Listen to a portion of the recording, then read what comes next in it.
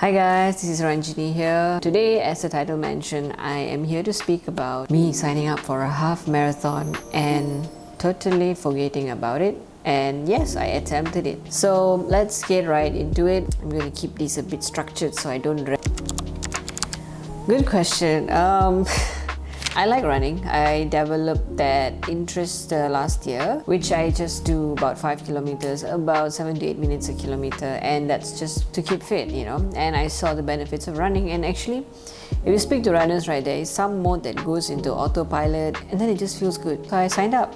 This was in February and March. I signed up, and I thought magically, poof, I will be running 21 kilometers. Yeah. So the whole month of October was busy, and then the November came, and then I'm just going through my emails to look for discount codes, and then I'm like, Garmin race kit collection pack. Then I'm like, oh crap, I did sign up for something, and the race kit day collection is coming soon, which means I totally had forgotten about this race since life happened.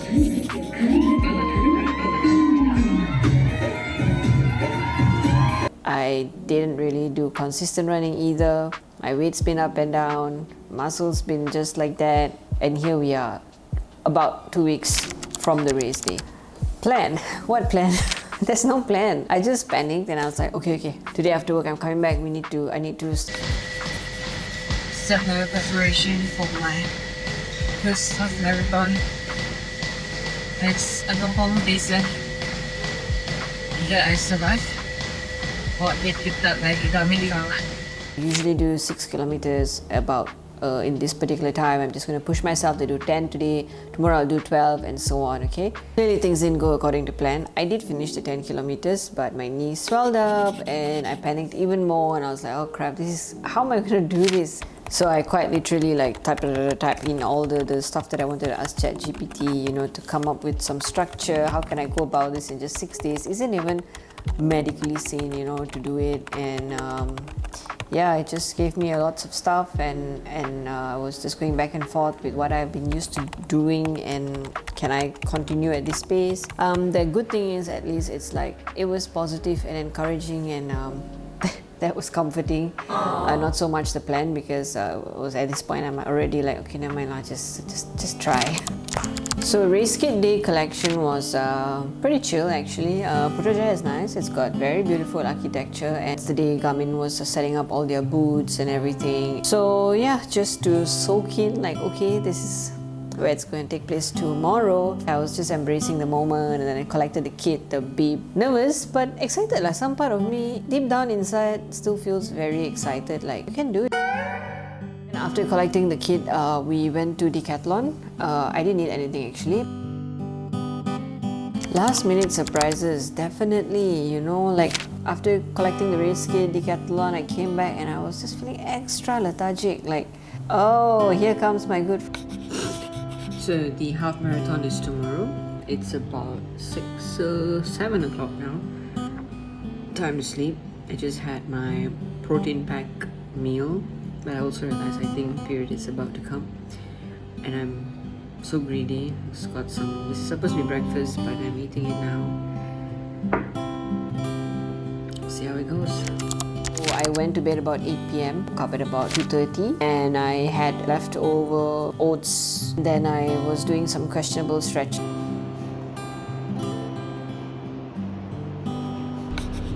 So today is race day, and I think it's like going to be the start of period day 2. So I don't know how this is going to work out, but yeah, it is what it is. But we're not quitters, so we're just going to go there and give it a fair chance, and putting on all of the methyl salicylate or hot cream for all the carbs. Borrowed my brother's Fitbit to keep me on track. Basically the goal is 10 minutes per kilometer, and I should be able to complete this race, my first half marathon. So nobody is doing any... I am not going for any personal best records. The record is to complete the 21 km. I'll catch you in a brighter place.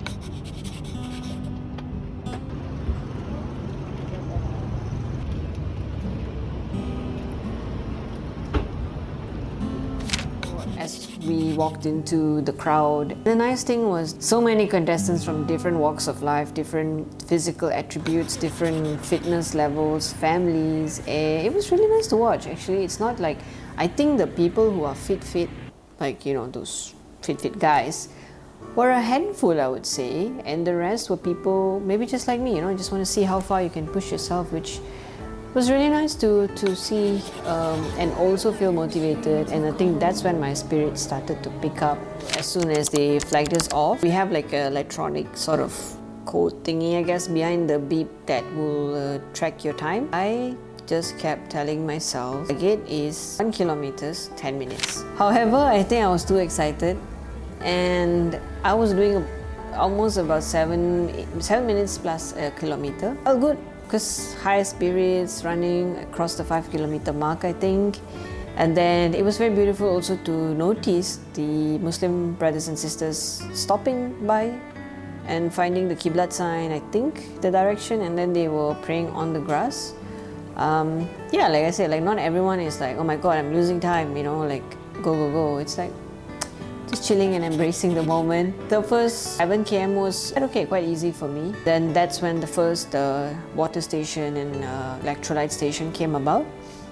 Oh, felt so good to get some muscle spray, eat some energy gel, drink water, and all these hydration things. I didn't want to carry those bags and everything because I usually get cramps very easily with my stomach if I eat too heavy. So I was like, you know what, there's so many pit stops, I would just drink on the go.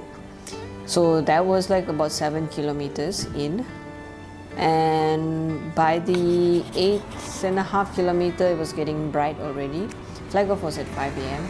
and this is when you start to see sunrise, and we're running over bridges and the lakes and the water. It was very nice just to take in all the moments. Everything was okay, and then there's this one particular London Tower bridge in so-called in Putrajaya. It's a very popular picture spot. So this one has got quite an elevation. The elevation was steep, and here I've started to feel a bit of struggle already. I think this is probably about 13-14 kilometers. But I want to say something. Along the journey, the whole 21 kilometers, there will be a cameraman almost maybe about a kilometer in. It was really good that they're there because I just focused on them. Every time there's a cameraman, I would smile, give them some pose, and just by doing that, it really uplifted my mood because I was on my own. And yeah, you know, like just smiling just really uplifted the mood. I think from 15 onwards is when everything started to hit me. All the knee aches. At this point, my knee was really aching, but I just kept telling myself, no walking, just jog slowly, just keep going, keep moving forwards, you know. And then I see this time we merged about, I think from 11, 12, 13 kilometers, we merged with the 10 kilometer goers as well. A lot of them with parents with prams, and I guess just looking at all this just keeps you going, you know, everyone is like pushing themselves. Now we almost hit the 16, 17 kilometer mark, or maybe a bit more, and then there is the bomba truck which is spraying water on you. So nice, so cooling. It really is so humid. It's so humid, I think because of the crowd, though it was early morning. And this time the sun is already in my face, and I was already slacking. I was doing 9 to 10 minutes per kilometer. Though I know that was the goal, but totally deep down inside I'm like, no. Initially in that first earlier pace, I was like, okay, I think I can do this in 2:45. And then now I'm like, oh crap. I'm definitely gonna, I don't even know whether I can finish because it was getting slower and slower. Yeah, so then at this point, I think almost like from 18 onwards, I was really dragging myself. The pain was getting quite intense. I started walking a bit already.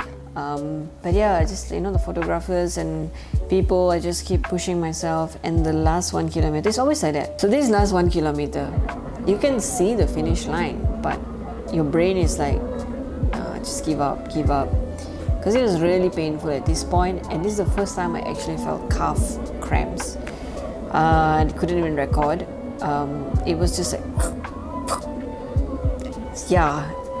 And then when I saw the finish line, I was like, okay. I saw the timing, I was like, okay, I can cross about 3:30. I will get a medal, yay.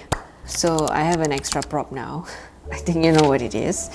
But I'm just going to read something off the cuff here. If someone like me, right, fairly active, you know, with all the period mood swings and knee swells and quite frankly zero training, complete the 21 km within the stipulated time and get this baby, I think, you know, just maybe you can actually start that thing that you've been putting off. The moral of the story is that it just doesn't work like that, right? As humans, it's a normal tendency to push yourself only when you're ready, but sometimes starting is quite frankly what makes you ready. So if there's one thing that you want to take away from this is to jump even when you're not ready, because you will figure it out, like we will figure it out, right?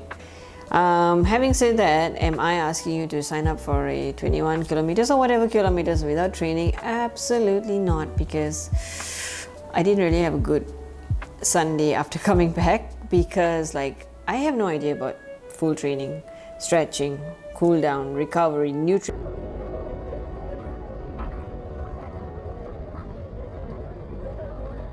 Nevertheless, I would like to conclude this chapter by I hope that you jump on the next chapter, and I'm excited to do more running videos, you know, and yeah, see you in the next one. By the way, I'm not an influencer. No need to share